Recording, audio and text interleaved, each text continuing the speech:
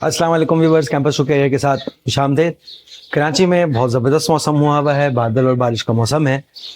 इसी मौसम में आपने बहुत सारी मेम्स देखी होंगी जिसमें बात हो रही थी मार्च अभी तक ख़त्म ही नहीं हुआ, जंग हो गई मार्च ख़त्म नहीं हुआ, सीज़ फायर हो गया मार्च ख़त्म नहीं हुआ, पेट्रोल और एनर्जी क्राइसिस आ गया मार्च ख़त्म नहीं हुआ, ईद आ गई मार्च ख़त्म नहीं हुआ, सर्दी गर्मी खिज़ा बाहर आ गई मार्च ख़त्म नहीं हुआ।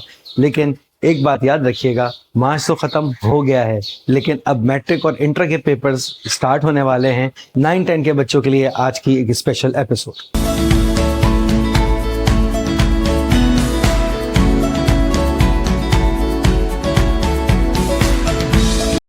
मैं मुखातिब हूँ 9th और 10th के स्टूडेंट्स जो नेक्स्ट वीक से फ्रॉम 6th एंड 7th अप्रैल अपने एग्जाम्स की तैयारी में मसरूफ हैं और एग्जाम देने वाले हैं। सबसे पहले तो आप सबको बेस्ट ऑफ लक।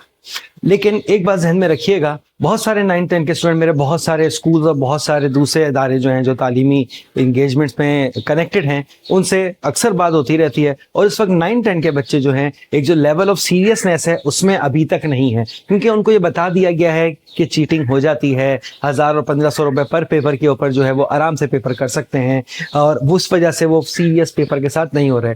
और आयरॉनिकली ये है कि सिर्फ बच्चे ही नहीं, बहुत सारे पेरेंट्स को भी मैंने कहते सुना कि जब नकल हो जाती है तो पढ़ाने की क्या जरूरत है। जब इस कदर इखलाकी गिरावट का हम लोग शिकार हो जाएं कि असातिज़ा, वालिदैन और बच्चे सब सिर्फ नकल के इंतजार में रह जाएं, तो ये यकीनन मुल्क व कौम में वही मसाइल जन्म देते हैं जो हमारे पास इस वक्त मौजूद हैं। हम तालीम में, हम तरक्की में, हर इनोवेशन में, हर जगह पीछे है।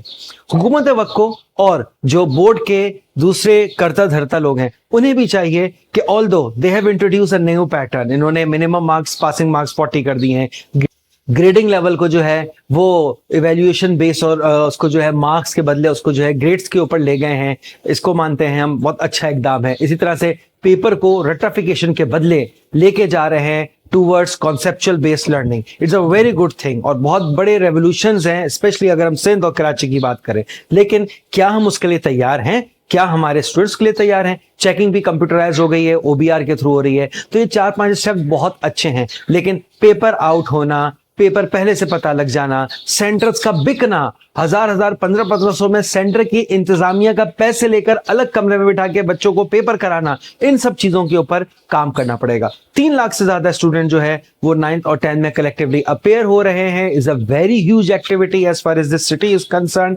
और बहुत सारे विजिलेंस टीमें भी बनी हैं, बहुत सारी जो है सेंसिटिव एरियाज भी हैं जहाँ पे जो है लॉ एंड ऑर्डर के मसाइल हो सकते हैं, वहां पे लॉ एंड ऑर्डर वाले भी यकीनन होंगे। तो एक एक्टिविटी तो बहुत बड़ी है, लेकिन हमें सबसे पहले सबसे इंपॉर्टेंट काम करना पड़ेगा इन तमाम रिफॉर्म्स के साथ, चाहे वो ग्रेडिंग स्टाइल हो, चाहे वो पासिंग मार्क्स की बात हो, चाहे वो पेपर कॉन्सेप्चुअल की बात हो, चाहे पेपर चेक करने की बात हो। हमें सबसे पहले जो एक नकल का कल्चर है, चीटिंग माफिया है, इसको रोकना पड़ेगा। जब तक इसको नहीं रोकेंगे हम देर पर नतीजे हासिल नहीं कर सकेंगे। और 9th में जब बच्चा देखता है, ये मेरी पर्सनल ऑब्जर्वेशन भी है, 9th में बच्चा फिर भी थोड़ा डरा हुआ होता है। सेंटर जाता है, नकल होते हुए देखता है, मैट्रिक में उसकी झिझक खत्म हो जाती है, और फिर इंटर, और वही चीज हम यूनिवर्सिटीज में भी रिफ्लेक्ट होते देखते हैं कि बच्चों को पढ़ के पेपर देने की आदत ही खत्म हो जाती है। अरे बराए मेहरबानी खुदारा, इस नकल की कल्चर को खत्म करें, इसके लिए इक़दाम करें, ये बहुत ज्यादा जरूरी है। और पेरेंट्स, बच्चों, असातिज़ा सबको मिलकर इसके ऊपर काम करना पड़ेगा,